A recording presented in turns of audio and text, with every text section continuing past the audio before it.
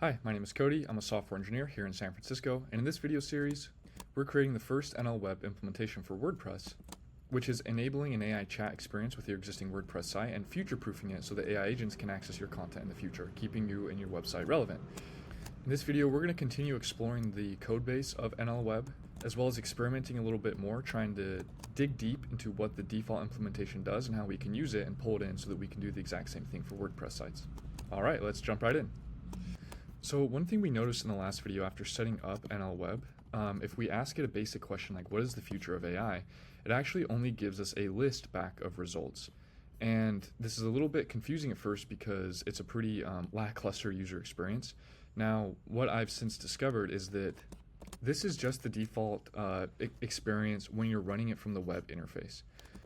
And that there actually is a place where the results will be summarized by a large language model and given back as a chat message.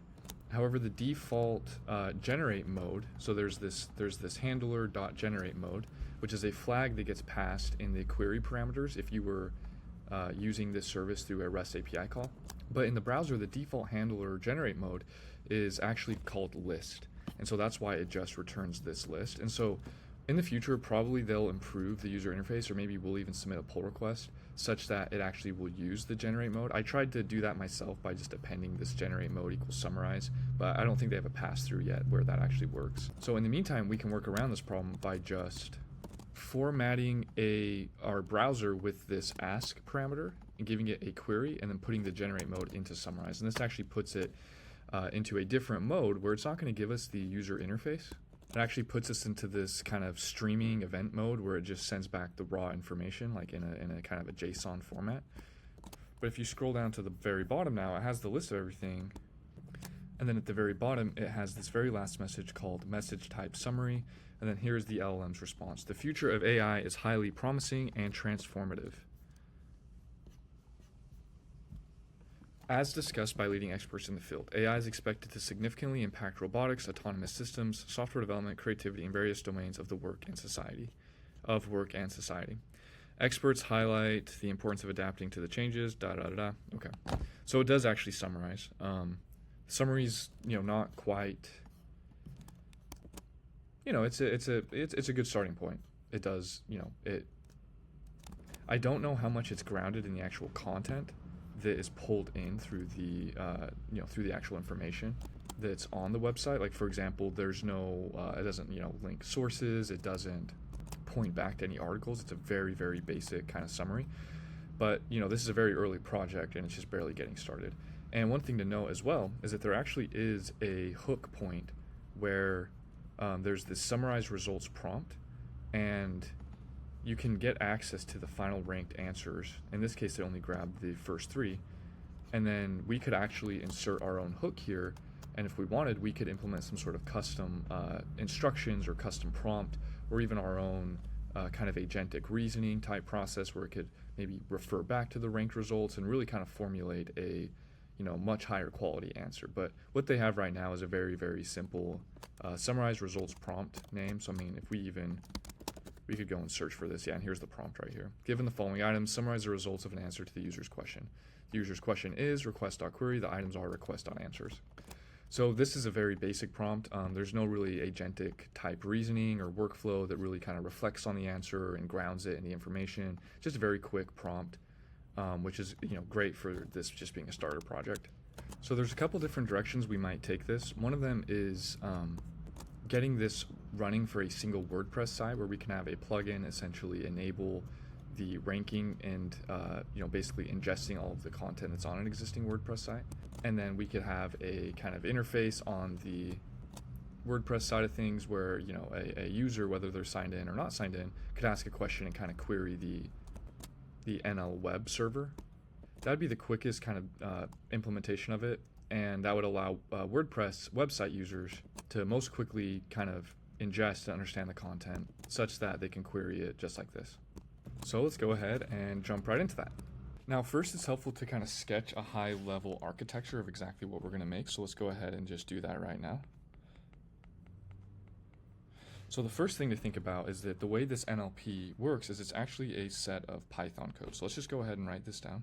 So we're going to have our NLWeb server right here. And this is what we're actually currently accessing through our browser on port 8000. And in here, we actually have all of the kind of source code that's going to ingest the information from WordPress. So in here, we have this is where it does its ingestion and ranking. This is also where it is going to access our kind of vector database.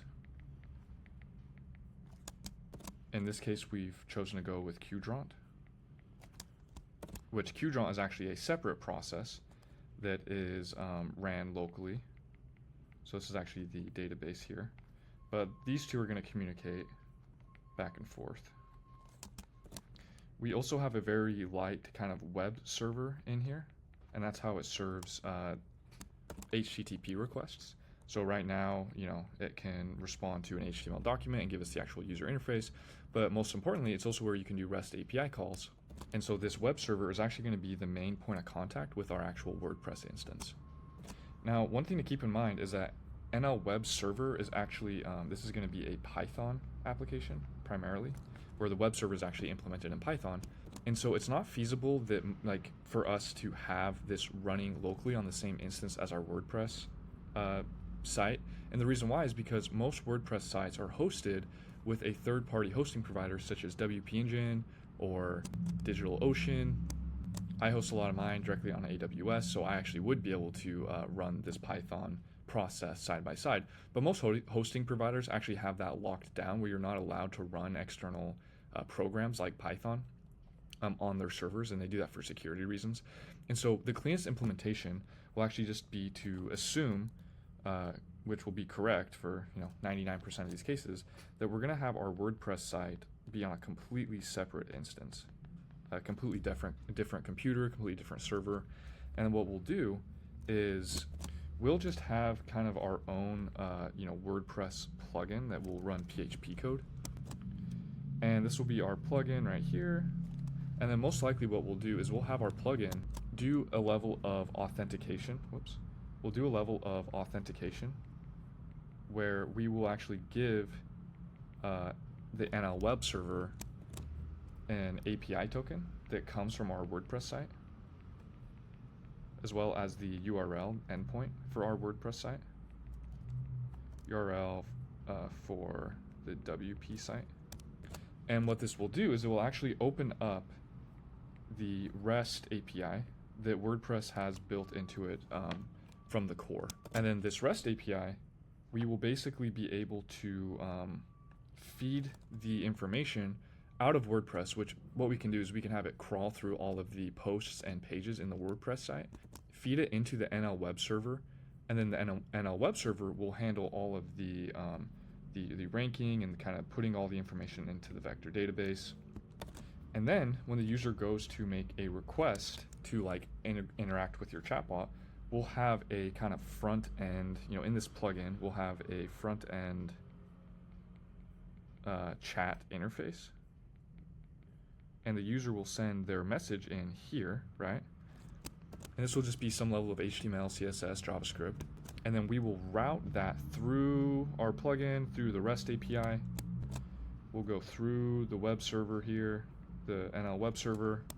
And then the NLWeb server will essentially hit this same route, which is this ask query.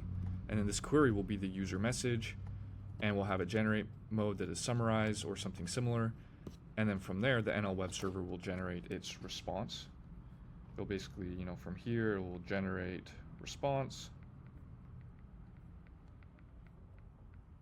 And then that generate response will get routed back to the end user via the same REST API through the plugin, and then it will populate on the front end of your WordPress site, like I said, through a chat interface. So the first step of doing all that is we'll actually run an existing WordPress site locally on my development computer, and we'll set up kind of the initial framework and structure of the PHP plugin, and we'll see if we can actually start to get it pulling information like pages and posts directly out of the WordPress site, and then run it through the NLWeb ranking algorithm that we already have set up currently. And that way, and then we can get a kind of quick proof of concept, and then we can even test it after the ranking process by just using the NLWeb localhost 8000 right here. And that's probably how we'll just test it. before we implement the front end on the WordPress side. So that's the architecture.